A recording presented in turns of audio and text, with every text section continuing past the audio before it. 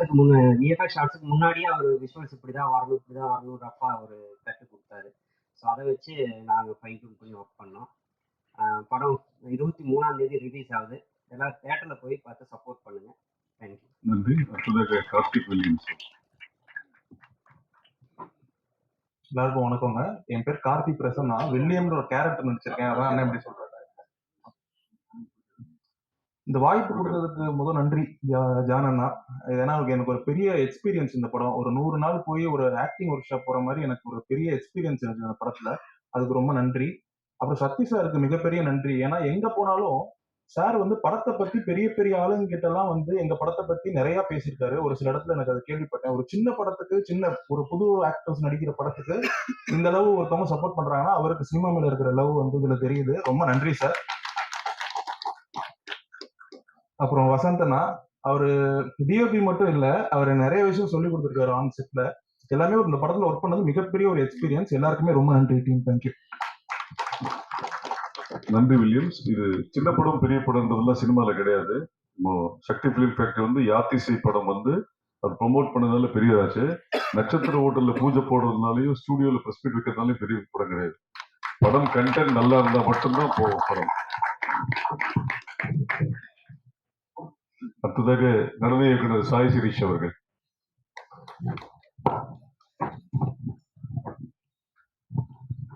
எல்லாருக்கும் வணக்கம்.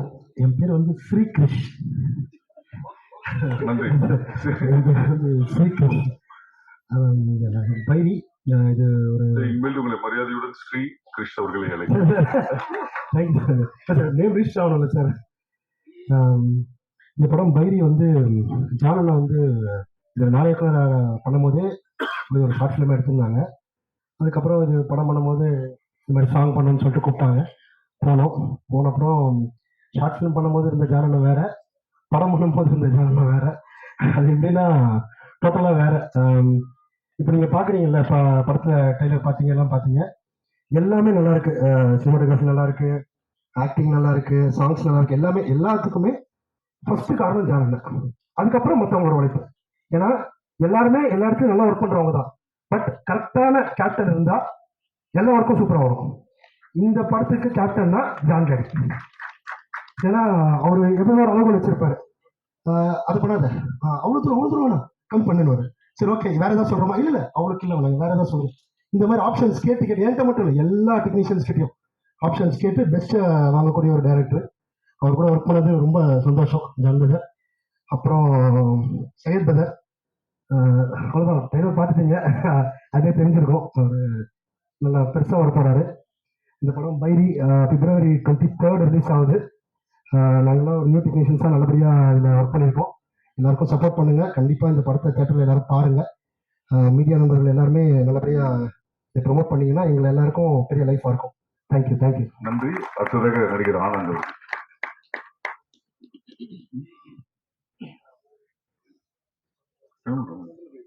எல்லா பிரஸ் பீப்புளுக்கும் வணக்கம். முதல்ல தம்பி சையதுக்கு நன்றி சொல்லிக்கிறேன். ஃபர்ஸ்ட் வந்து நான் கட்டத்தமிழில் வந்து கதாநாயகிக்கு தாய் மாமனா நடிச்சிருப்பேன். அந்த படத்தை பார்த்துட்டு அவருடைய ஷார்ட் ஃபிலிம்லாம் எனக்கு கேரக்டர் கொடுப்பாரு. அப்போ அவர் அந்த அதில் நான் நடிச்சதுக்கப்புறம் அவர் சொன்னார், நான் எடுக்கிற படத்தில் கண்டிப்பாக நீங்கள் இருப்பீங்களே ஒரு கேரக்டர் அப்படின்னு சொல்லி சொன்ன மாதிரி வந்து டைரக்டர்கிட்ட கூப்பிட்டு அண்ணன் வந்து கட்டத்தமிழில் படித்து நடிச்சிருக்காரு. அதுதான் ஓகே பார்த்துருக்கேன். ஆனால் இவரெல்லாம் வந்து இப்படி பேசுவாருன்னு சத்தியமா நான் எதிர்பார்க்கிறேன். டைரக்டர் ஸ்பாட்டுக்கு வந்தா ஒரு நெருப்பு உருண்டா ஓடி வர மாதிரி அப்படி இருப்பார். பயங்கர ஃபயரா இருப்பார். ஆனா இவ்வளவு பேசுனது நான் ரொம்ப காமெடியா சந்தோஷமா பேசுனேன். ரொம்ப சந்தோஷம். ரெண்டாவது கேமராமேன், அவர் வந்து பார்த்தீங்கன்னா எங்கே இருக்கிறாருன்னே தெரியாது. இங்கே நாங்கள்லாம் ரெடி ஆகிட்டு இருக்கோம், எல்லாம் ப்ரிப்பேர் ஆகிட்டு ரெடி டேக்குனாக்கா சார் கேமரா பார்த்தா பின்பதான் இங்கே ஒரு 4வது 5வது மாடியில் இருப்பார். அந்த பக்கத்துலேருந்து இன்னொரு இங்கேருந்து எப்படி எடுக்க போகிறார், சரி எதுவும் அப்படின்னு பார்த்தா சூப்பராக இருக்கும் அந்த ஷாட்டு. அப்படி எடுத்துருப்பாரு. அப்படியே பார்த்தா திடீர்னு ஒரு லேப்பில் வீட்டுக்குள்ளே இருப்போம். நாங்கள் 2 அம்மா கேரக்டர், நான் பிள்ளை கேட்டு போயிட்டு இருக்கோம். ஒரு லேப்பில் உட்காந்துருப்பார். அப்படியே திரும்பி பார்த்தா மேலே அப்படியே முட்டிக்கிட்டு உட்காந்துருப்பாரு. அந்த மாதிரி உழைப்பு அது எதுன்னு சொல்லுங்க, அந்த மாதிரி உழைச்சி இவர் கதாநாயகன் இவர் ரொம்ப அழகாக பண்ணிட்டார், சூப்பராக பண்ணிடு, அமேசிங். அப்புறம் சார் வந்து தயாரிப்பாளர் வந்து நான் பார்த்ததே கிடையாது. எனக்கு தம்பி தான் வந்து தயாரிப்பாளர்னே நான் நினச்சிட்டு இருக்கேன். உண்மையிலேயே வந்து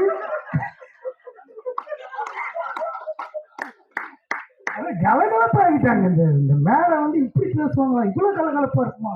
நான் கொஞ்சம் கூட இருப்பேன். நான் கொஞ்சம் நம்மளை கூப்பிடவே இல்லை, கொஞ்ச நேரம் உட்கார வச்சிட்டாங்க. என்ன இவ்வளோ பெரிய பேனர் வச்சு அப்பா சொல்லி இங்கே வச்சுட்டு நம்மளை யாருமே கண்டுக்கல தெரியலன்னு சொல்லிட்டு நானும் உட்காந்துருக்கேன். திடீர்னு டைரக்டர் அனுப்பி அப்பா அப்பா ஹீரோ பஸ் ஆமாம் அப்பா அப்பான்னு நம்ம நண்பர் ஒரு நிகில் சார் வந்து கூப்பிடுறாங்க, ஆனந்த் பெரிய sir Anandakumar full name. So அந்த மாதிரி இந்த டீம் நம்ம விஜய் மேடம்னா அங்கே மனைவி மாதிரியே இருப்பாங்க. அந்த ஊருக்காரங்க அநியாயத்துக்கு கல்யாணம் பண்ணி வச்சுட்டு இருப்பாங்க எங்க 2 பேருக்கு. அவங்க உண்மையிலே நாங்கள் அந்த குடும்பமாக தான் வாழ்ந்துட்டு இருந்தோம். அங்கே வந்து நாங்கள் வந்து நடிகர்களாகவோ அப்படியெல்லாம் நாங்கள் வாழல. அந்த அம்மா பார்த்து என்ன உன் பொண்டாட்டி என்ன அங்கே பண்ணிட்டு இருக்கு, நீ இங்கே உட்காந்துருக்க அப்படின்னு அப்படியாங்கண்ணே அப்படின்னு சொல்லிட்டு இங்கேருந்து அவரு கிருபாவுடைய ஆத்தான் ஆத்தான் மச்சான் என்ன மச்சான் அப்படியே போங்க ரோட்டுக்கு அப்படின்பாரு. அப்படியே போயிட்டு இருக்கும்போது அங்கிருந்து தப்பாடுறா அத்தானும் மச்சானும் கிளம்பிட்டாங்க எங்கயா அப்படிம்பாங்க. இந்த மாதிரி பயமா இருக்கும். சரணியா வந்து மாமா மாமா சரணியா மேல இருந்து நடிச்சுட்டே இருக்கும். இப்ப வரைக்கும் மாமன் தான் கூப்பிட்டு, இப்ப வரைக்கும் மாமன் கூப்பிட்டு. கதாநாயகி வந்து நான் ஒரே ஒரு முறை தான் பார்த்தேன். ஸ்பாட்ல வந்து ஒரே ஒரு முறை பார்த்தேன், இன்ன வரைக்கும் ஞாபகம் வச்சிருக்கேன். அது ஒரு மருமகன், என் மகன்.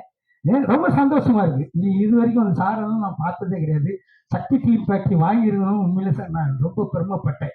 ஆஹா சக்தி ஃபிலிம் ஃபேக்டரி வாங்கி சத்தியமா இது எங்கேயோ ஒரு அதுக்கு முன்னாடி நம்பிக்கை இல்லை.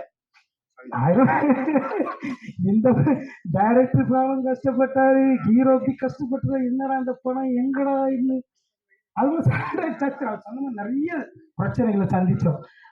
சார் பாடலாசிரியர் ஒரு வாட்டி இந்த போட்டோ பார்த்துட்டு எனக்கு கால் பண்ணி, சார் சூப்பரா இருக்கு உங்க போட்டோ பார்த்து நம்பர் வாங்க ரொம்ப அனுப்பிச்சார். முதல் முறையாக அவங்களை பார்க்குறேன். சத்தீஷ் எப்பவுமே அந்த ஷார்ட்டெல்லாம் போட்டு காட்டி அண்ணன் அப்படி நடிக்கிறீங்க இப்படி நடிச்சிருக்கீங்கன்னு சொல்லப்ப ரொம்ப சந்தோஷமா இருந்துச்சு. அவர் விஎஃப்எக்ஸ் அவர் பார்த்தா சைலண்டா இங்கே உட்காந்துருப்பாரு, எங்கேயும் உட்காந்துருப்பாரு. யாரா இந்த ஆள் உட்காந்துருக்காரு, எல்லாரும் சொல்லணுன்ட்டு தான் அவர் எங்கேயும் உட்காந்துருப்பாரு. சரி இவர் அப்பதான் தெரியுது விஎஃப்எக்ஸ் அப்பா இவ்வளோ பெரிய ஆளா இந்த மனுஷன் இது யாருமே வந்து பார்க்கறதுக்கு தெரியல இந்த மாதிரி ஆளுன்னு சொல்லிட்டு. ஆனா அமேசிங்கா ஒரு படத்தை எடுத்துட்டு இவ்வளவு எல்லாம் வயலட், நான் மட்டும்தான் சைலண்ட் இந்த படத்துல. எங்களை குழந்தைகளா ஏற்றுக்கோங்க பத்திரிகைக்காரங்க. நாங்கள் ஒரு சிறு குழந்தைகளாக தான் அவங்க கண்ணுக்கு தென்படணும்னு ஆசைப்படுறேன். பத்திரிகைக்காரர்களாக நீங்க தான் இந்த படத்தை வெளியில கொண்டு போய் சேர்க்கணும் நல்ல விதமா. உங்கள்ட்ட வேண்டி கேட்டுக்கிறேன். அதை நன்றி கூறணும்னு ஆசைப்பட்டீங்கன்னா ஃபர்ஸ்ட் ஜான் கிளாடி அவருக்கு. அதாவது நான் இதுக்குள்ள வர காரணமா இருந்த என்னுடைய நண்பர், என்னுடைய அண்ணன், எனக்கு அப்பா இறந்துட்டாங்க, என்ன அப்பா ஸ்தானத்துல இருந்து எல்லா செலவையும் எனக்கு பார்த்து என்னை தூக்கி மேலே கொண்டு வந்த ரமேஷ் ஆரோவி. அப்புறமா என்னுடைய நண்பன் சேது மஜீத் அவர்களுக்கு. இவங்க இந்த படத்தை ஒரு புது பசங்க பண்ணியிருக்காங்க, இவங்களை மேல தூக்கி கொண்டு போகணும் அப்படின்ட்டு தன் குழந்தைகளை போல எங்களை இப்படி மேல கொண்டு வந்த சக்தி ஃபிலிம் ஃபேக்டரி சக்தி சார் அவங்களுக்காக நன்றியை தெரிவித்துக் கொள்கிறேன். அப்புறம் சேகரண்ணா, இவங்க எல்லாருக்குமே எல்லாரும் நன்றி சொல்லிட்டாங்க. அப்புறம் வசந்தண்ணா உங்களுக்கு ரொம்ப நன்றி. யாத்திசை டைரக்டர் எங்கள் படத்துக்காக குரல் கொடுத்துருக்காங்க, நன்றி சார். பாடலாசிரியர் கவித்ரன் சார் உங்களுக்கு நன்றி. மேலே இருக்க என்னோட எல்லா நண்பர்களுக்கும் நன்றி. திருப்பியும் உங்கள்கிட்ட ஒரே ஒரு வார்த்தை தான் சொல்லிக்கிறேன், எங்களை குழந்தைகளாக பாவிச்சுக்கோங்க, எங்கள் படத்தை வெற்றியடை செய்யுங்க. பத்திரிகைகளாக உங்களை வந்து நாங்கள் தேவனுடைய தூதர்களாக பார்க்குறோம். நன்றி. கொஞ்சம் உடம்பெல்லாம் நடுங்குது. இவ்வளவு கேமரா வந்து என் லைஃப்ல நான் பார்த்ததே இல்லை. மோர் தென் 200 கேமரான்னு நினைக்கிறேன். எல்லாருக்கும் ரொம்ப ரொம்ப ஒவ்வொருத்தருக்கும் என்னோட தேங்க்ஸ் சொல்லிக்கிறேன், வணக்கத்தை சொல்லிக்கிறேன். அப்புறம் வந்து புறா வளர்க்குற உலகம் ஃபுல்லா இருக்கிற புறா நண்பர்கள், புறா ரசிகர்கள், அவங்களுக்கு என்னோட வணக்கத்தை தெரிவிச்சுக்கிறேன். ஏன்னா அந்த புறா அப்படிங்கிற ஒரு விஷயம் நான் வந்து 5 வயசுல ஸ்டார்ட் பண்ணது. இன்னைக்கு வரைக்கும் நான் வந்து புறா வளர்த்துட்டு இருக்கிறேன். எனக்கு வந்து மைண்ட் வந்து நிறைய ஒர்க் டென்ஷன் அந்த மாதிரி இருந்துச்சு அப்படின்னா போய் அங்க ஒரு 1 hour அங்க உட்கார்ந்தோன்னா போதும், அவ்வளோ ரிலாக்ஸ் ஆயிடும் அந்த விஷயத்துல. அது உண்மையாட்டே நடந்துட்டு இருக்கிற ஒரு விஷயம். அதை வந்து படமா பண்ணியிருக்கிற என்னோட நண்பர் மக்களே, ஜான், உங்களுக்கு ரொம்ப ரொம்ப தேங்க்ஸ். அப்புறம் வந்து சையத் வந்து ஜான் என்ன கஷ்டப்பட்டாரோ அதுக்கு ஈக்குவலா அந்த படம் பண்ணும்போது கஷ்டப்பட்டாங்க. அவங்களுக்கு என்னோட வாழ்த்துக்கள். 2 பேரும் மிகப்பெரிய சிகரத்தை அடையணும் அப்படின்னு சொல்லி வாழ்த்திக்கிறேன். அப்புறம் வந்து துரை சார் வந்து ஆக்சுவலா நீங்க அந்த ஷார்ட் ஒன்று பார்த்துருப்பீங்க. ஒரு ஒரு ஃபைட் சீக்வன்ஸ்க்கான ஒரு ஸ்ட்ரகிள் அந்த பந்தயம் ஆரம்பிக்கும் போது வந்திருக்கும். அன்னைக்குதான் நான் வந்து துரை சாரை ஃபர்ஸ்டா மீட் பண்ணேன். துரை சாரும் சாரோட அண்ணன் அவங்களும் சேர்ந்து வந்திருந்தாங்க. அப்போ வந்து ஒரு 10 மினிட்ஸ் வந்து நான் படத்தை உட்காந்து பார்த்துட்டு உட்காந்து பார்த்துட்டு போறேன் அப்படின்னு சொல்லி வந்தாங்க. ஷேர் எல்லாமே எடுத்து கொடுத்தோம். 10 நிமிஷம் உட்கார்ந்தவங்க கிட்டத்தட்ட 3:30-4 மணி வரை ஏர்லி மார்னிங் ஒரு 9 o'clock ஸ்டார்ட் பண்ணது. காலைல 3:30-4 மணி வரை எங்க கூட உட்கார்ந்து அன்னைக்கு உள்ள ஷூட்டை பார்த்து ரசிச்சு அப்படியே வந்து ரசிச்சுட்டு போனாங்க. அப்படி ஒரு நல்ல மனிதர். அன்னைக்கு ஒரு நாள் பேசினதுலே அவங்களோட குணம் என்ன அப்படிங்கிறத நான் வந்து தெரிஞ்சுக்கிட்டேன். அவங்க இல்லைன்னா இந்த படம் இந்த அளவு முடிஞ்சிருக்காது. ரொம்ப கஷ்டப்பட்டு இதுல வந்து எல்லாருக்கும் சப்போர்ட் பண்ணாங்க. தேங்க்யூ துரை சார், தேங்க்யூ சார். அப்புறமா வந்து நான் நடிக்கிறதுக்கு முழு காரணம் வந்து நமது டைரக்டர் ஜான் கிளாடி அவர்கள் தான். அந்த படத்தில் ஒரு அம்மாவா என்னை வந்து பயங்கரமாக செதுக்கியிருப்பார். என்னன்னா நான் சொல்லுவேன், சார் நான் வந்து இந்த மாதிரி பேசிக்கிட மாட்டேன் சார், இந்த மாதிரி எனக்கு வராது சார். மேடம் நீங்கள் வந்து இங்கே விஜய் சேகர் இல்லை, நீங்கள் வந்து சரஸ்வதியாக மாறுங்க. சரஸ்வதியாக மாறினா தான் இந்த கேரக்டரை நீங்கள் பண்ண முடியும் அப்படின்னு. நமக்கு எவ்வளவு திறமைகள் இருந்தாலும் நான் நிறைய படங்கள் பண்ணியிருக்கேன். சண்டைக்கோழி 2, ராட்சசி, எங்கே இங்கே போதும், எங்கள் அண்ணா, நிறைய படங்கள் பண்ணாலும் அதில் நான் ரொம்ப ரிஜிஸ்டர் ஆகலை யாருக்கும். நான் வெளியே போனால் கூட எனக்கு ரொம்ப தெரியல என்ன யாருக்கும் வெளியே வந்தேன்னா. ஆனால் இப்போ வந்து நம்மளோட ஜான் கிளாடி அவர்கள் எனக்கு கொடுத்த வாய்ப்புனால எனக்கு ஒரு நல்ல ஒரு பிளாட்ஃபார்ம் எனக்கு கிடைக்கும் நான் நம்புகிறேன். அப்புறம் அந்த படத்தில் ஃபஸ்ட்டு அவர் என்ன இந்த படத்தில் அம்மாவை போடணும்னு சொன்னது ஒரு 4 இயர்ஸ்க்கு முன்னாடி வந்து என்ன ஒரு ஷார்ட் ஃபிலிமில் பார்த்துருக்காங்க. பார்த்துட்டு அப்போ நம்பர் வாங்கினாங்க. வாங்கிட்டு என்கிட்ட சொன்னாங்க, மேடம் நான் நெக்ஸ்ட் ஒரு படம் பண்ணுவேன், உங்களுக்கு சொல்கிறேன் அப்படின்னு சொன்னார். அப்புறம் 4 இயர்ஸ் கழித்து வந்து அவர் படம் பண்ணுறதுக்கு எல்லா ஏற்பாடும் பண்ணிவிட்டு அவர் வந்து எனக்கு கால் பண்ணி கேட்டார், மேடம் நீங்கள் எங்கே இருக்கீங்க, ஊரில் இருக்கீங்களா சென்னையில் இருக்கீங்களா? இல்லை நாங்கள் சென்னையில் சாலிகிராமத்தில் இருக்கேன் அப்படின்னு. மேடம் நாங்கள் ஆஃபீஸ் போட்டிருக்கோம், வாங்க நம்ம படத்துக்கு அம்மா கேரக்டருக்கு வாங்க. நான் போனேன். அங்கே போய் ஆடிஷன் எடுத்துகிட்டு ஓகேன்னு சொல்லிவிட்டு, மேடம் நீங்கள் ஃபஸ்ட்டு அங்கே பார்க்கும்போது ஒல்லியாக இருந்தீங்க, இப்போ குண்டாயிட்டீங்களே அப்படின்னாரு. நான் 4 வருஷம் கழித்து பார்த்தா குண்டா தானே சார் ஆகும், நீங்கள் அப்போவே எடுத்துக்க வேண்டியது தானே படம் அப்படின்னு. இல்லை இப்போ நீங்கள் கொஞ்சம் இளைக்கணும் இந்த படத்துக்காக அப்படின்னாரு. அப்போ என்னோட குடும்ப சூழ்நிலையினால எனக்கு அட்வான்ஸ் கொடுத்துட்டாங்க. ஒரு எவ்வளோ நாளையில் இழைச்சிருவீங்க ஜிம்முக்கெல்லாம் போயின்னு கேட்டாங்க. ஒரு 20 டேஸில் கொஞ்சம் இழைச்சிருவேன் சார், ஒரு 5 கிலோ கம்மி பண்ணிடுவேன் அப்படின்னு. அப்போ அவர் என்ன சொன்னார், சரி நீங்கள் போங்க அப்படின்னு சொல்லி எனக்கு அட்வான்ஸ் கொடுத்துட்டாங்க. அட்வான்ஸ் கொடுத்ததுக்கப்புறம் எனக்கு குடும்ப சூழ்நிலையினால என்னால் போக முடியல, ஜிம்முக்கு போக முடியல, இழைக்கல. அப்புறம் என்ன மேடம் படம் ஆரம்பிக்கணும், முதல் இதே உங்களுக்கு தான் அப்படின்னு சொன்னார். நான் சொன்னேன், சார் இல்லை நீங்கள் வேறு யாரையாச்சும் பண்ணுறீங்களா அப்படின்னு, நான் அட்வான்ஸ் வேணால் திருப்பி கொடுத்துட்றேன் அப்படின்னேன். அப்புறம் நான் அப்படி சொன்னதுக்கப்புறம் சரி வேறு யாரையா பார்க்கலான்னு சொல்லி நிறைய ஆடிஷன்லாம் வச்சுருக்காங்க. அவருக்கு யாருமே செட் ஆகலை. மேடம் நீங்கள் தான் பண்ணணும், நீங்கள் தான் நம்ம ஊர் நம்ம ஸ்லாங்கு இதுக்கு இந்த லிங்கத்தோட அம்மா சரஸ்வதிக்கு நீங்கள் தான் கரெக்டாக இருக்கீங்க. சரி அவர் ஃபஸ்ட்டு ஒரு படம் பண்ணுறாரு, கண்டிப்பாக நம்ம இதை பண்ணணும் அப்படின்னு சொல்லிட்டு திருப்பி என்ன இழைக்கிறதுக்காக இங்கே இருந்தால் நீங்கள் இழைச்சிட மாட்டீங்கன்னு சொல்லி நாகர்கோயிலுக்கு இந்த டீம் எல்லாரும் நம்ம சையத் தம்பி எல்லாரும் சேர்ந்து அங்கே எங்கள் கத்ரன் சார் எல்லாரும் அங்கே கூட்டிகிட்டு போய் அங்கே எனக்கு 2 அசிஸ்டன்ட் டைரக்டர் அனுப்பி காலையிலே ஸ்கூலில் எஸ்எல்பி ஸ்கூலில் வந்து வாக்கிங், அப்புறம் ஜிம்போ கிளாஸு என்னை விடவே இல்லை. ஒரு மாதம் அங்கே போய் ஒரு 10 kg கம்மி பண்ண வச்சுட்டாங்க, இலக்கிய வச்சு என்னை அந்த படம் எடுத்தாங்க. இதுக்கு எல்லாத்துக்கும் முழுக்க காரணம் நம்ம வந்து நம்மளோட பைரி டீம்னாலும் நம்ம முதல் காரணம் வந்து டைரக்டர் சார் தான். உங்களோட சப்போர்ட் எங்களுக்கு கண்டிப்பாக தேவை. இந்த ப்ராஜெக்ட்ல நான் எப்படி வந்தேன்னா, சையத் அவங்க என்னோட ஃப்ரெண்டு. ஒரு 7 இயர்ஸாக ஆக்டிங் கிளாஸ்ல இருக்கும்போது தெரியும். ஸோ இந்த இடத்துல நான் என்னோட வாத்தியார் அனுமதி சார் இப்போ இல்லை. நான் எப்பவுமே ஒரு ஸ்டேஜ் இருந்தால் அவருக்கு தேங்க் பண்ணணும்னு நினைப்பேன்.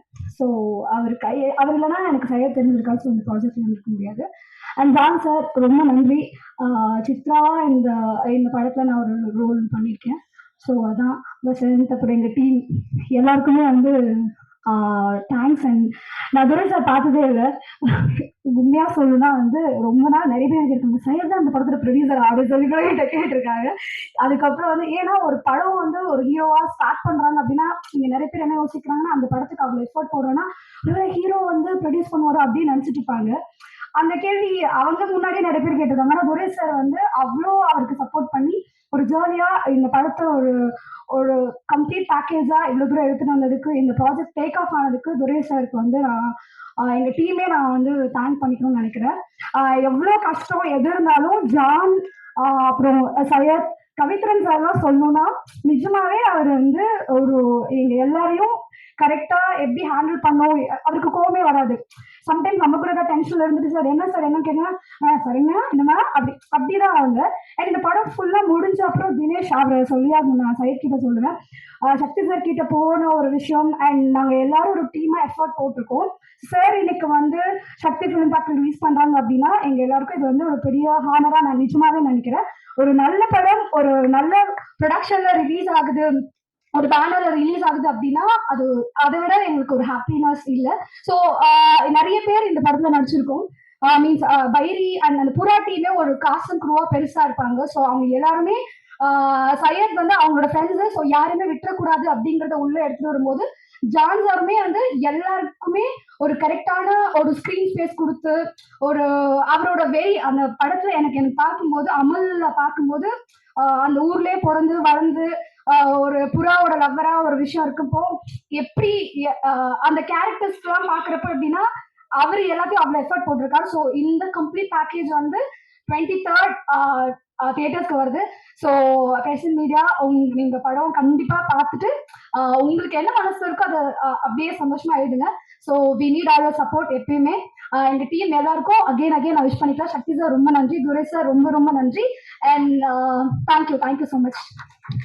நன்றி. அடுத்ததாக பிரேக்னா.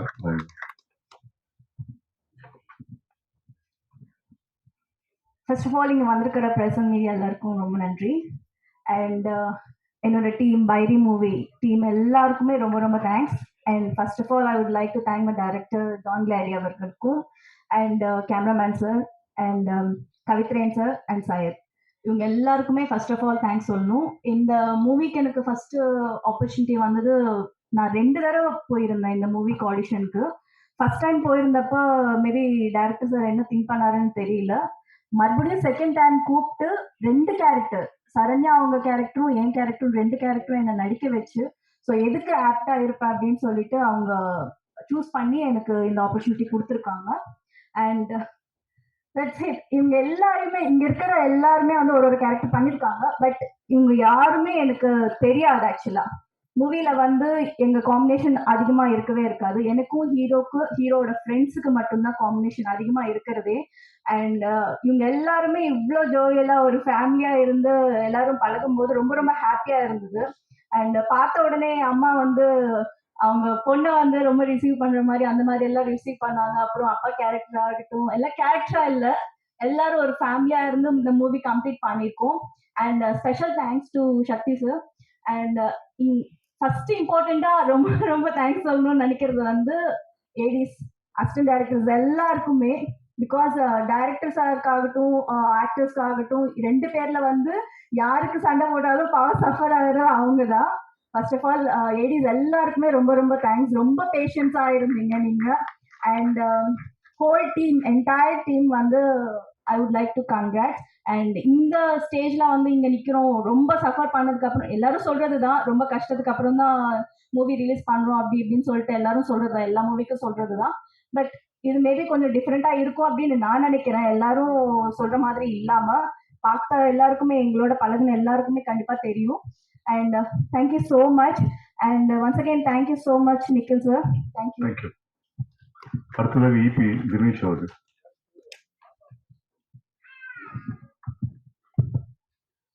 Thank you Nikhil sir. எல்லாருக்கும் மதிய வணக்கம். பைரி இது எங்கேருந்து ஸ்டார்ட் ஆகுதுன்றதுன்னு சையத் தான். சையத் வந்து எனக்கு ஒரு 15 இயர்ஸ் ஃப்ரெண்டு. நாங்கள் ஒரு 2005லேருந்து மார்க்கெட்டிங்கில் ஃபேம்ப்ளெட் இஷ்யூ பண்ணுற இடத்துலேருந்து தான் இந்த இடத்துக்கு வந்திருக்கோம். இந்த படம் வந்து ஷூட் பண்ணிட்டு வந்துட்டாங்க. ஸோ ஷூட் பண்ணிட்டு வந்துட்டு என்ன ஸ்டேஜில் நான் உள்ளே வந்தேன்னா, ஷூட் பண்ணி முடிச்சிட்டாங்க. இது எப்படி எங்கே கொண்டு போகணும் அப்படின்ற ஒரு சுச்சுவேஷனில் தான் நான் உள்ளே வந்தேன். ஸோ அப்படி இருக்கும்போது வேறு வேறு எல்லா இடத்துக்கும் கொண்டு போனோம். ஸோ எல்லாமே படம் நல்லா இருக்குது, சூப்பராக இருக்குது, ஆனால் எல்லாமே புதுசாக இருக்காங்க, இது எந்த அளவுக்கு கமர்ஷியலாக ஒர்க் ஆகும் அப்படின்னு எல்லாருமே வந்துட்டு எங்களை எல்லா இடத்துலையுமே ரிஜெக்ட் தான் பண்ணாங்க. ஸோ அப்புறம் சக்தியண்ணா கிட்ட போகும்போது தான் சக்தியண்ணா படம் பார்த்தாங்க. பார்த்துட்டு நெக்ஸ்ட் டேவே வந்து நான் பண்ணுறேன் பிரதர், நீங்கள் எதுக்கும் கவலைப்படாதீங்க அப்படின்னு ஒரு பெரிய ஹோப் கொடுத்தாங்க. தேங்க்ஸ்ண்ணா. நெக்ஸ்ட் வந்து அப்படின்னு ஒரு பாடல் பண்ணியிருக்கேன். அது யூடியூப்ல ரிலீஸ் ஆயிடுச்சு. நல்ல கமெண்ட்ஸ் எல்லாம் பார்த்தீங்கன்னா போய் பார்த்தீங்கன்னா நிறைய பேர் பாராட்டுறாங்க. ரொம்ப சந்தோஷம். அது கண்டிப்பாக இந்த வெற்றி படத்தோட ஒரு பெரிய வெற்றி பாடலாக இருக்குங்கிற நம்பிக்கை எனக்கு நிறையா இருக்கு. பைரி படத்துக்கான 2 பேரோட விமர்சனத்தை நான் ரொம்ப பெருசாக மதிக்கிறேன். அது என்னன்னு பின்னாடி சொல்கிறேன். முதல்ல நீங்கள் லவர் படத்துக்கு கொடுத்த பாசிட்டிவ் ரிவ்யூஸ்க்காக பெரிய நன்றி. நான் அதில் எல்லா பாடலும் பண்ணியிருக்கேன். ரொம்ப ரொம்ப நன்றி. அதையும் ரிலீஸ் பண்ணது இந்த சார் தான், சக்தி சார் தான். போன வருஷம் குட் நைட் ரிலீஸ் பண்ணி கொடுத்தாரு. அவர் கைராசி எப்பயுமே சூப்பராக இருக்கும். நாங்கள் லவர் ஆடியோ ரிலீஸ் முடிச்சுட்டு கீழே வந்து உட்காரும்போது எனக்கு சார் பக்கத்தில் இடம் கிடைச்சிது. நான் உட்காந்து எனக்கு மனசுக்குள்ளே நான் வந்து சையத் முன்னாடியே சொல்லிட்டாரு, சக்தி ஃபிலிம் ஃபேக்டரி வாங்கிட்டாங்கண்ணா அப்படின்னு. நான் அவர்கிட்ட கேட்டேன், நான் அப்போ அந்த பாடத்தில் பாட்டு எழுதியிருக்கேன்னு சொல்லலை. சார் பைரி வாங்கியிருக்கீங்களா அப்படின்னா அவர் கீழே குனிஞ்சு ரொம்ப பிடிச்சி வாங்கியிருக்கப்பா அப்படின்னாரு. அந்த உண்மை ரொம்ப எனக்கு ரொம்ப பிடிச்சது. அதுக்கப்புறம் தான் நான் சொன்னேன், அதில் நான் ஒரு பாடல் பண்ணியிருந்தேன். அப்படியா அப்படின்னு சொல்லிட்டு அதுக்கப்புறம் நிறைய பேச ஆரம்பித்தோம். ரொம்ப ரொம்ப எனக்கு மகிழ்ச்சி. தேங்க்யூ சார், ரொம்ப சந்தோஷம். இந்த படத்தில் நான் வர்றதுக்கு காரணம் வந்து இசையமைப்பாளர் அருண்ராஜ். இப்படி ஒரு நல்ல படத்தில் என் பேர் இருக்கிறதுக்கு நான் பெருமைப்படுறேன். அதுக்கப்புறம் நான் இங்கே வந்ததுக்கப்புறம் யாத்திசை டைரக்டர் என்னை இன்ட்ரோ கொடுத்தாங்க, தரணி சார். அவர்கிட்ட பேசிட்டு இருக்கும்போது இந்த படத்தை பற்றி தான் நிறைய பேசினார். நான் அவர் படத்தை பற்றி பேசுகிறேன், அதை விட்டுட்டு இந்த படத்தை தான் பேசுறேன். நீங்கள் பார்த்துட்டீங்களா? பார்த்துட்டேன். நான் கொஞ்சம் என்னோட பாடல் வரைக்கும் தான் பார்த்தேங்க, அதுக்கப்புறம் நான் பார்க்கல அப்படின்னு. அதுக்கப்புறம் அவர் சொன்னார், நீங்கள் என்ன பாருங்க, ப்ரெஷ் ஷோவுக்கு அப்புறம் இந்த படத்து மேலே இருக்கிற பார்வை டோட்டலாக மாறினாரு. நான் அதை பெருசாக நம்புறேன். அவர் சொன்னதில் அந்த கண்ணில் அவ்வளோ உண்மை இருந்தது. எனக்கு அது பயங்கர நம்பிக்கையாக இருக்கு. நான் இதை சையதுக்கிட்ட நான் அப்பயே சொல்லியிருக்கேன், அதை அப்புறம் சொல்கிறேன். நான் ஒரு விஷயத்த சொல்லிட்டு சொல்கிறேன். சேது படம் வந்து பாலா சாரோட சேது படத்தை வந்து எவ்வளவு கஷ்டப்பட்டு எடுத்தாங்கன்னு நான் கதையா கேட்டிருக்கேன்.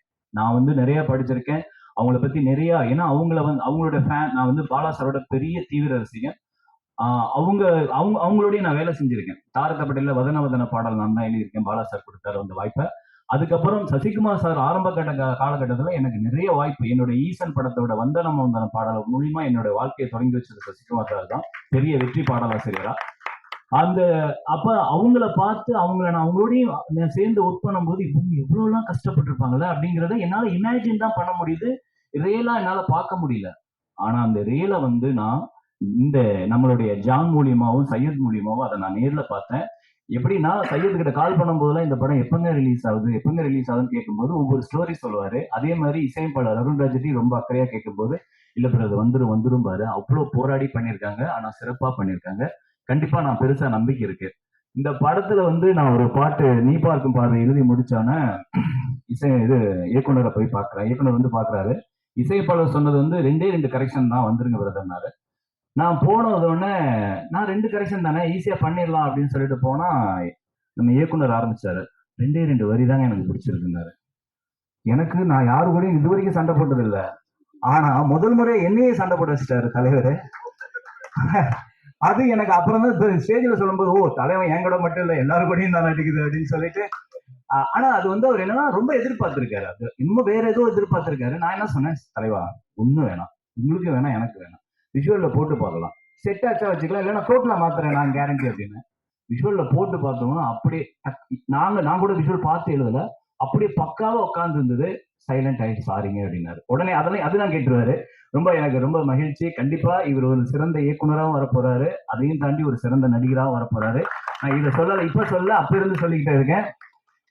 என்னோட சக பாடலாசிரியர் கார்த்திக் நேத்தா கவிதரனுக்கு என்னுடைய பெரிய நன்றிகள். அவங்களும் சிறப்பா பண்ணியிருக்காங்க.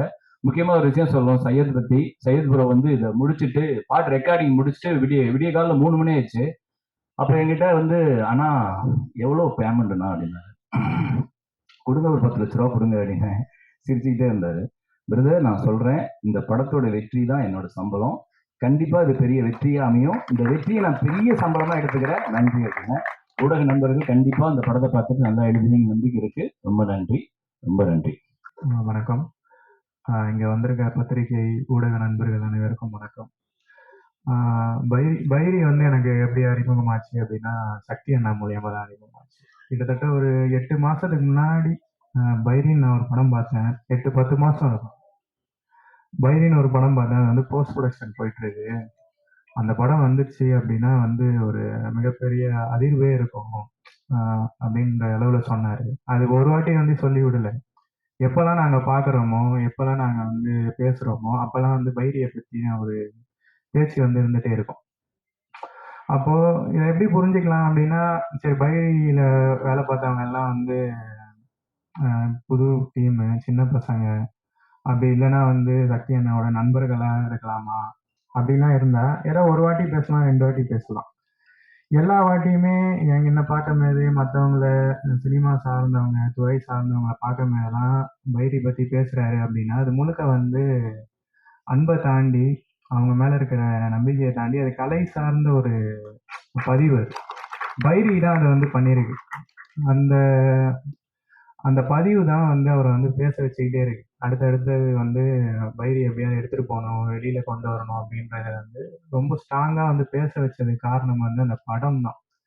அப்புறமா இதே மாதிரி பேச்சுவார்த்தைகள்லாம் இருந்துட்டே இருக்கும்போது நான் ஒரு 10 நாளைக்கு முன்னாடி என்னை படம் பார்க்க கூப்பிட்டாங்க. சரி நம்ம போய் பார்க்கலாம் அப்படின்னு பார்க்கும்போது, படம் பார்த்து 10 நாள் ஆயிடுச்சு. இன்னும் எனக்கு அந்த படத்தோட அதிர்வு போல. அந்த படம் வந்த தாக்கம் சமீபத்துல நம்ம படம் பார்த்தேன். இதெல்லாம் நீங்க பிரஸ் ஷோ முடிஞ்சோன்னு உணர்வீங்க அப்படின்னு நினைக்கிறேன். மிகப்பெரிய ஒரு அதிர்வு ஏற்படுத்துங்க. இப்ப இயக்குனர் பேசும்போது ரொம்ப வெகுளியா பேசினாரு. ஆனா படம் பார்க்கும்போது அது அப்படி இருக்காது. அவரோட கிராஃப்ட்ல அவரோட கண்ட்ரோல் இருக்கு பார்த்தீங்களா, அது அசாத்தியமா இருக்கும். ஒரு ஃப்ரேம்னா அந்த ஃப்ரேம்குள்ள என்ன கம்போஸ் பண்ணணும், அந்த ஃப்ரேம்ல இருக்கிற எல்லா நடிகர்களுமே நடிக்கிறாங்க. இந்த ஃப்ரேம்ல என்ன இருக்கணும், என்ன இருக்கக்கூடாது அப்படின்னு சொல்லிட்டு அந்த கிராஃப்டுக்குள்ள இவ்வளவு கண்ட்ரோல் பண்ண முடியுமா அப்படின்றது ரொம்ப ஒரு அசாத்தியமா இருக்கும். இந்த பைரியில ஒரு ஃப்ரேமே பேசும், ஒரு ஃப்ரேமே நடிக்கும், ஒரு ஃப்ரேம்லயுமே கலை இயக்குனர் யாருன்னு தெரியல, அவர் சொல்லவே இல்லைன்னு நினைக்கிறேன். ஆனா அவரோட வேலை, இயக்குனர் அவர்கிட்ட வாங்கின வேலை, அந்த வாழ்வியலை காட்டினது, இதெல்லாமே ரொம்ப அசாத்தியமா இருந்தது. குறிப்பா இயக்குனர் சொன்னாரு, சின்ன வயசுல இருந்து நான் புறா வளர்க்கறத பாக்குறேன், அதை நான் பதிவு பண்ணணும்னு நினைக்கிறேன் அப்படின்ட்டு. எல்லாருமே பார்க்கலாம், அது ஒரு ஆவணமா பதிவு பண்ணலாம், இல்லைன்னா ஒரு காட்சி மொழியில பதிவு பண்ணலாம். ஆனா அது சினிமாவா மாத்துறது அது ஒரு மிகப்பெரிய தொழில்நுட்ப அறிவு. அது கலை சார்ந்த அறிவு. அதை எல்லாராலையும் பண்ண முடியாது. நம்மளும் எவ்வளவோ பாக்குறோம், எல்லாருமே எவ்வளவோ பாக்குறாங்க, 100கணக்கான படங்கள் வருது. ஆனா அது எல்லாமே சினிமாவா, கலையா, உணர்வுகளா அதெல்லாம் மாறாது. அது மாறணும் அப்படின்னா அந்த இயக்குனரோட அந்த சினிமா தொழில் சார்ந்த அறிவு எந்த அளவுக்கு மேன்மையா இருக்கு அப்படின்றதுதான் என்னால பார்க்க முடியுது. இன்னமும் சொல்லணும் அப்படின்னா, இது ஒரு புறா சண்டை, புறா பந்தயம் அப்படின்னு கணக்க முடியல. அந்த புறா பந்தயத்துக்குள்ள இருக்கிற மாந்தர்களோட உணர்வு ரொம்ப தீவிரமா பேசுது. அந்த சமூகத்தை ரொம்ப அழுத்தமா பேசுது. இப்போ புறா பந்தயத்தால ஒரு தலைமுறையா வளர்ந்து வரவங்க அவன் பையன் அதாவது அது வேணாம் அப்படின்னு சொல்லிட்டு ஒரு அம்மா போராடுறாங்க. அது ஒரு சமூக மாற்றத்துக்கான ஒரு விஷயமா அவர் கையாளுறாரு. இது அப்படியே தொடரக்கூடாது, என் பையனும் எதுக்கு இதுலயே போய் கெட்டு போகணும், அழியணும் அப்படின்னு சொல்லிட்டு அங்க இருக்கிற ஒரு உணர்வு போராட்டம், அதுக்கு நடுவுல இருக்கிற அரசியல் பிரச்சனை, ஜாதி, மதம், இனம், அப்படின்னு சொல்லிட்டு இந்த படத்தோட அடுக்குகள் வந்து ரொம்ப பெருசா இருக்குங்க. ரொம்ப வந்து பெரிய ஒரு பார்வை இது. இது ஒரு சின்னதா வந்து ஒரு சண்டை படம்.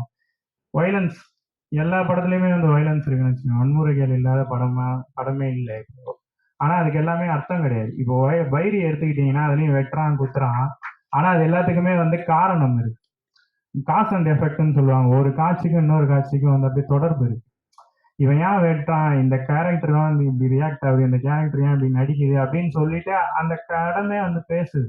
அந்த அளவுக்கு ஆழமா இருக்கு.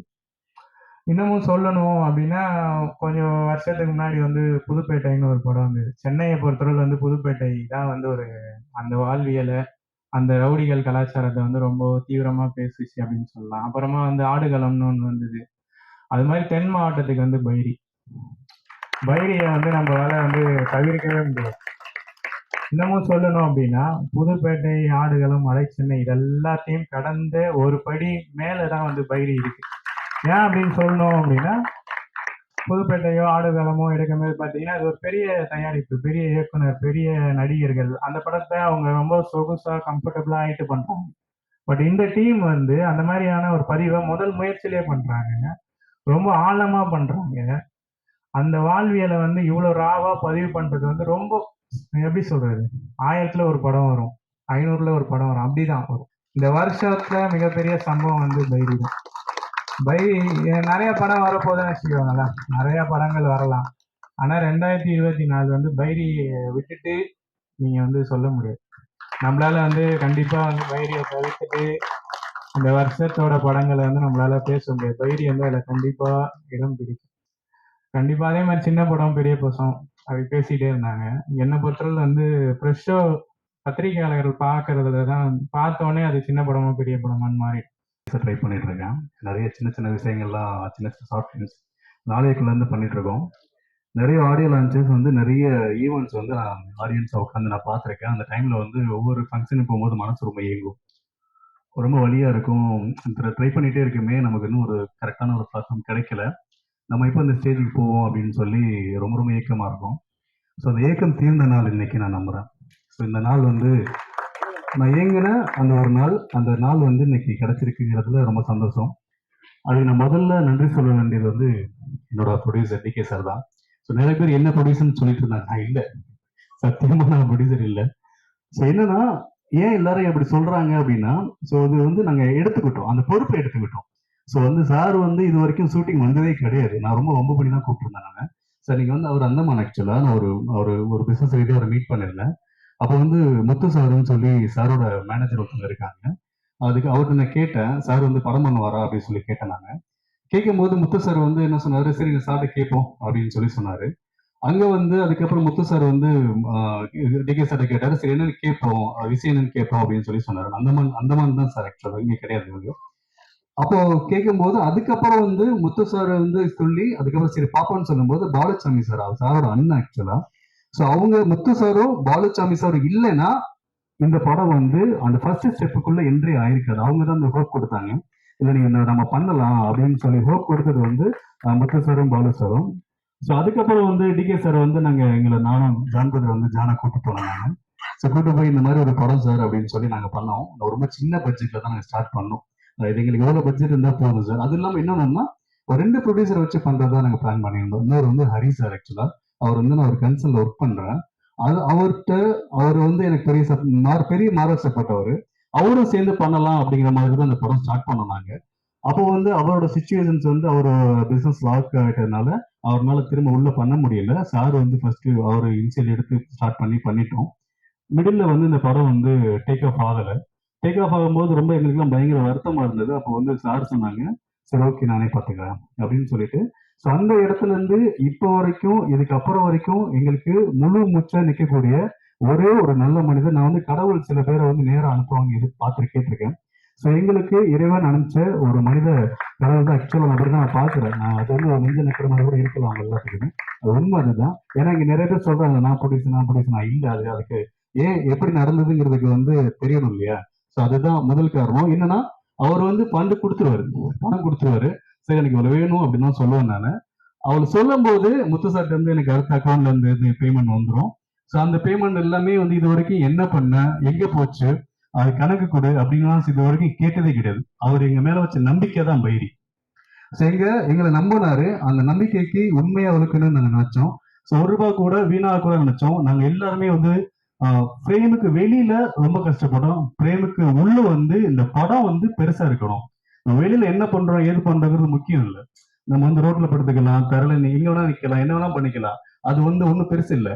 ஆனா ஃப்ரேமுக்குள்ள நம்ம இந்த படம் நம்ம என்ன சொல்ல நினைக்கிறோமோ, என்னவோ வேணுமோ, அதுக்கு நம்ம எவ்வளவு வேணாலும் நம்ம வந்து செலவு பண்ணலாம், எஃபர்ட் பண்ணலாம்னு சொல்லி எங்களோட நாங்க பேசிக் நீட் எல்லாத்தையுமே ரொம்ப நாங்களா ஒரு ரூம்ல தான் தங்கியிருந்தோம். ரொம்ப ரூம்ல ஒரு சின்ன 10 ரூம்ல தான் நாங்க ஊர்ல தங்கியிருந்தோம். ஸோ அந்த மாதிரியான சுச்சுவேஷன்ல தான் நாங்க இந்த படமே ஸ்டார்ட் பண்ணோம். நிறைய இடங்கள்ல அந்த படம் வந்து பிரேக் ஆயிடும்னு சொல்லி நிறைய பேச்சு, நிறைய ஃப்ரெண்ட்ஸ் எல்லாம் ரொம்ப நெகட்டிவ் தாட்ஸ் எல்லாம் வந்து சொல்லிட்டு இருந்தாங்க. அதெல்லாம் தாண்டி இந்த படத்தை நான் பெருசா கொண்டு போய் சேர்க்கணும் அப்படிங்கிற ஒரு நம்பிக்கை எனக்கு இந்த அன்புக்கு மட்டும்தான் இருந்தது. ஸோ எங்க கூட தோல் கொடுத்தது வந்து நிறைய நண்பர்கள் தான். அடுத்து ஓனா சொல்ல வர அடுத்தடுத்து பேசுறேன். ஸோ முதல்ல வந்து எனக்கு ரொம்ப பெரிய ஒரு நன்றி கடன். நான் ஜெயிக்கிறனோ இல்லையோ, இந்த படம் ஜெயிக்கிறதோ இல்லையோ, கண்டிப்பா என்னோட தயாரிப்பாளர் ஜெயிக்கணும். ஏன்னா அவரு ஜெயிச்சா கண்டிப்பா இந்த இண்டஸ்ட்ரியில நிறைய எங்களை மாதிரியான ஒரு நல்ல எஃபர்ட் போடக்கூடிய நல்ல டீமை வந்து அவர் கண்டிப்பா பண்ணுவாரு. ஸோ அந்த நம்பிக்கையில என்னோட வெற்றியை விட என்னோட தயாரிப்பாளர் வெற்றி, என்னோட ப்ரொடியூசர் DK சாரோட வெற்றியை வந்து நான் ஒரு மிகப்பெரிய வெற்றியா நான் வந்து கொண்டாடுவேன். அந்த நாள் தான் எனக்கு வந்து தீபாவளி பொங்கலா நான் ஃபீல் பண்ணுவேன். ஏன்னா அந்த நாளுக்காக நான் வெயிட் பண்ணிட்டு இருக்கேன்.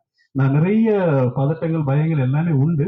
ஏன்னா அவர் சொன்ன தினேஷ் சொன்ன மாதிரிதான், எதுனாலும் இது வரைக்கும் ஒரு சின்ன சலனமோ, சின்ன வருத்தமோ, நிறைய தவறுகள் இருக்கு, நிறைய பிரச்சனைகள் இருக்கு. ஆனா அதை எல்லாத்தையும் கடந்து அவர் சொல்ற ஒரு வார்த்தை பார்த்துக்கலாம். ஸோ பார்த்துக்கலாங்கிற வார்த்தைக்கு அவ்வளவு வீரியம் உண்டுங்கிறது எனக்கு DK சார் மூலியமா தான் அது வந்து நான் இன்னும் பெருசா நான் ஃபீல் பண்ணேன். ஸோ அவ்வளவு நம்பிக்கைக்குரிய இந்த படங்களை எங்களை மொத்தமா ஒரு தகப்பனா எங்களை மொத்தமா கேரி பண்ணிக்கக்கூடிய ஒரு முதல் உருவம் வந்து DK சார். ஸோ அவருக்கு வந்து ரொம்ப ரொம்ப ரொம்ப நன்றி. அடுத்து வந்து சக்தி என்ன. ஸோ